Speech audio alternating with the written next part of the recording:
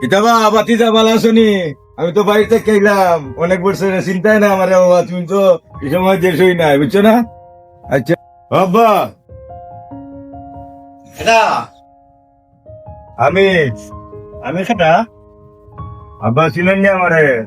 ও আচ্ছা আমি তোমার বড় ছেলে, তোমার সার্ভিস দিবার জন্য আসছি, তোমারে বললে আসি নাই আমি। তুই বিদেশ থেকে আইছ, আয়া তুই বিদেশ থেকে আইবে, তুই আমারে কইবে না? কইলাম না আব্বা, কইলাম বলে একটা গঙ্গি ধরে গিয়া না জিগাই আবার একটা সার্ভিস দিই বড় হয়ে গেছে, আমি হঠাৎ করে আইলাম। বিশেষ সারপ্রাইজ। এটা কি তখন আব্বা? আপনার মনটাই এরকম কেন আব্বা? মনটা আমার তো যেরকম সেরকম হয়। বুঝলাম না আব্বা, এরকম তো মনটা রাখার কোনো কথা না। আমি বাইরে থেকে আইলাম, এতদিনে আপনি কথা কইন অন্যরকম, কথাটা তো আমার পছন্দ হইতেছে না। বুঝছি তুই বিদেশ থেকে আইবে, তুই আমারে হই আইবে না, ফোন দিয়ে আইবে না। আমার ছোট ভাই সাইল কই? সাইল তা আমি কইতে পারতাম না সাইন। সাইল, আরে বড় ভাই খুশি সময় যায়। আইলাম রে ভাই, এই তো আইয়া এখন নামলাম এয়ারপোর্টে, তোরে কইলাম না আইলাম, কই বলে তারা গিয়া কই দিয়ে হঠাৎ কই দিয়ে আইলাম। তোমরা কেমন আছো? ভালো আছো নি? আসি বলে আইতাস না তো অল্প একটু কইতাস না বলে যে আমরা যেসব আইতাছি তো তোকে আমরা এয়ারপোর্ট থেকে তোমার আগে আনতে পারতাম। বুঝছি ভাই, কইলাম না কই বলে হঠাৎ কইরা যাই গিয়া, শরীরটা বেশি ভালো আছিল না, হঠাৎ করে আইলাম। ওরা তখন তোমরা কি তাহলে আসনি বালা? আব্বা জানো না ভালো আছি ভালো আছি, এখন তুই খেলা গাইছ তো ঢাকে পর, আচ্ছা তুই খেলা গাইছ তো ঢাকে। আচ্ছা, আইসি কই মনে এখন গরম যাইতো এয়ারপোর্ট থেকে আইসি, এখন আমার তো গরম লাগছে বুঝছি। রাত রাত আমার গড় শরীর- যাইতে গড় ভাইতে কই তুই গড় যাইছ না, আগে খো তুই খেলা গাইছ। আব্বার কথাটা কিরকম লাগতেছে আমার জানি। আমি অতখান জার্সিং কই যাইছি, আমি আগে বাসায় ঢুকবো না, এরপরে কথা বলবো। বাসার ঢুকিস নে, আগে খো খেলা গে আইছ তো ঢাকে কো। আইসি আব্বা, আমি তো শুটিং এ আইসি আগে কয় মাসের ছুটি আনছ? 6 মাসের আব্বা। তুই খেলা গে তুই 6 মাসের ছুটি নিয়ে আইবে, কারণ আমার এই সাইন মিয়ারে তুই একটা সাইট লাগাই আইবে না, তারে একটা ব্যবস্থা কইরা না তুই আইবে। এর মাঝে তোর ছোট বোন একটা ঘরের মধ্যে রইছে, ইটারও বিয়া শাদী দিবার খবর নাই, হুট করে তুই আইছ বিদেশ থেকে, হইয়া নাই জিজ্ঞাসা নাই, খেলা গে আইছ না ওটা কো।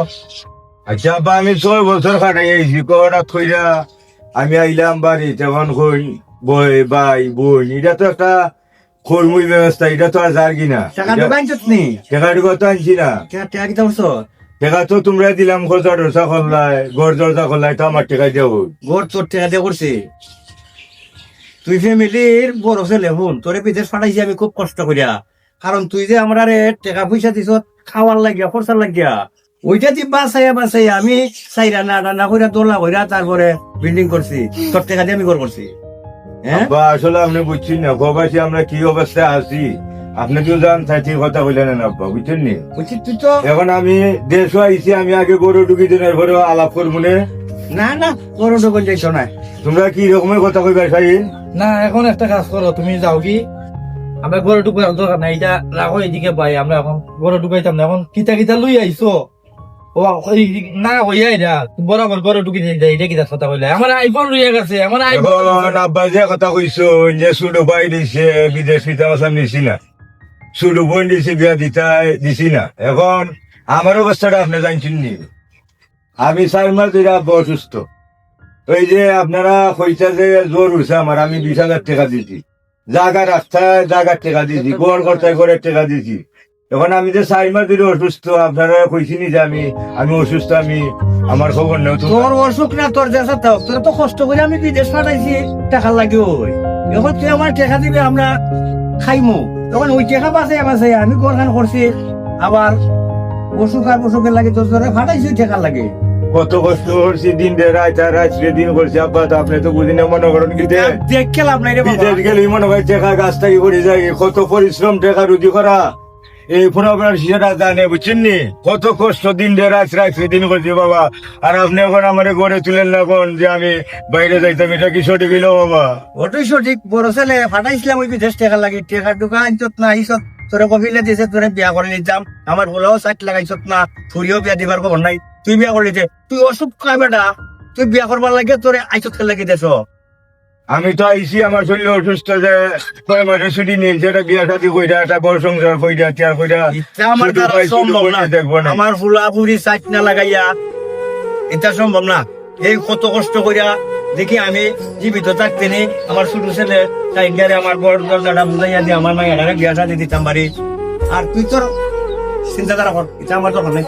আব্বা এটা কি আপনার শেষ কথা নেই? বুঝি আমার শেষ কথা, শেষ কথা নেবেন আব্বা? বুঝুই।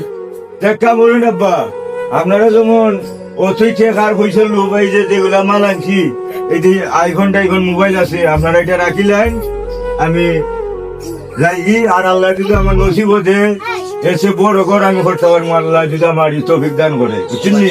আপনারা এটা লাগতো না, এই পয়সা আমি সব সময় কামাই করার তৌফিক আমার আছে, আল্লাহ যদি হুকুম থাকে। ধরে অবেক কেন আপরটা ঘুরাইছে, আমরা জানটা আছে যা দুশ্মন। এখন মোটামুটি ক্লিয়ার। এখন একটা ভিডিওটা হয়েছে